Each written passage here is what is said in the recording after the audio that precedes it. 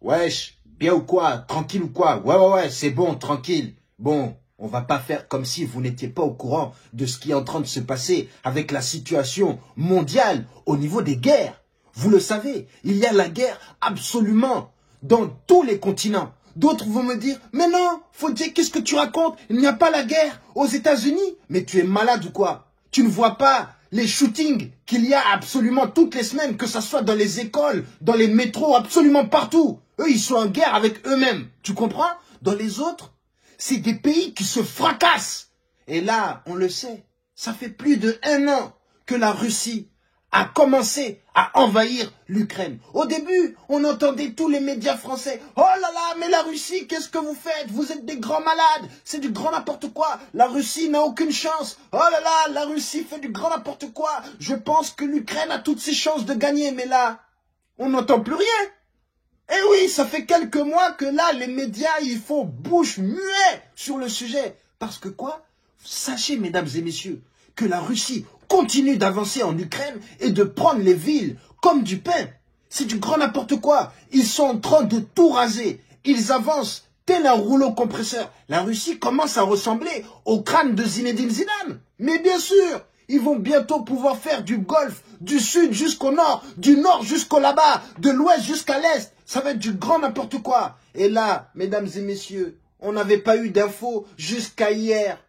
Volodymyr Zelensky et le président de la Chine, Xi Jinping, sont entrés en contact. Et là, on a commencé à voir tous les médias. Oh, bonne nouvelle, regardez, le président chinois et le président ukrainien se sont parlé. Et qu'est-ce qu'a dit le président chinois? Bien sûr, c'est normal qu'il prenne cette position en disant que lui, il est pour la paix. Mais vous pensez que la Chine va dire autre chose que cela? Vous pensez qu'ils sont nés de la dernière pluie? Sachez, mesdames et messieurs, que la Chine est le leader constructeur dans absolument tous les domaines. Ils construisent les bateaux, les voitures, les portables, les ordinateurs, les habits. Ils nous vendent tout. On est leurs clients. Donc, bien sûr qu'ils veulent que la paix soit chez nous pour pouvoir continuer à nous vendre toute leur industrie. Vous pensez quoi? Vous pensez que c'est des bambins? Hein? Oh là là, et là, on sait très bien ce qui s'est dit par téléphone. Volodymyr Zelensky, dès qu'il a un président au téléphone, il lui dit « Envoie-moi de l'argent, envoie-moi des milliards, envoie-moi 50 milliards, envoie-moi ci, envoie-moi ça. » Eh oui, il n'a pas honte, il demande absolument à tous les pays, même à la Russie. Ça lui arrive de demander de l'argent et de demander aussi des armes. Pour que lui aussi les utilise contre la Russie. Non mais on est où? On est où? Hein? Quand on dit on veut la paix, il faut que les deux parties puissent s'entendre. Mais là, qu'est-ce qu'on a vu? D'un côté, Zelensky qui a dit la paix n'est plus possible.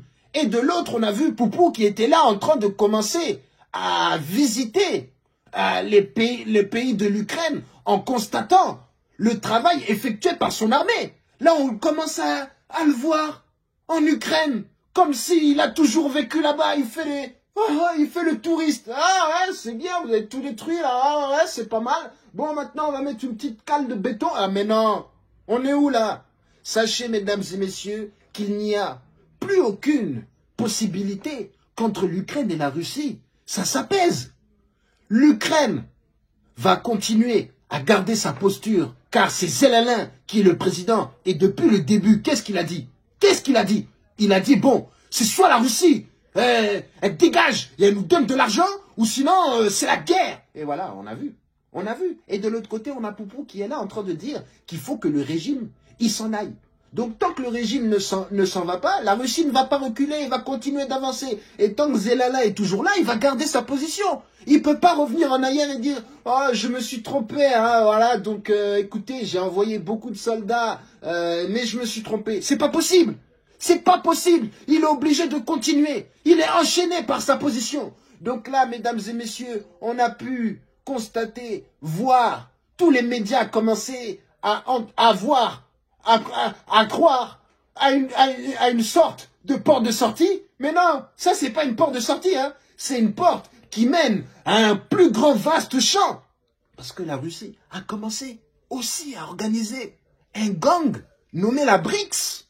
Ils vont commencer à faire une réunion en juillet. Et là, on voit la Cour internationale qui dit « Oh, il faut arrêter Vladimir Poupou. Il faut l'arrêter. Hein? Mais allez-y. Allez l'arrêter. C'est quoi ça, là? Donc là, il y a la Cour pénale qui a dit que si Poupou est vu, on peut l'arrêter. Mais allez-y. Donc là, il y a un avis de recherche sur Poupou. Vous savez pas où il habite. N'importe quoi. On est où là? Arrêtez de nous prendre pour des imbéciles. Hein. C'est bon. Hein. C'est pas parce que j'ai commencé à diminuer mes vidéos sur le sujet que vous pouvez recommencer à dire n'importe quoi. Et après, moi, je suis obligé de faire mes vidéos comme ça. Calmez-vous. Hein.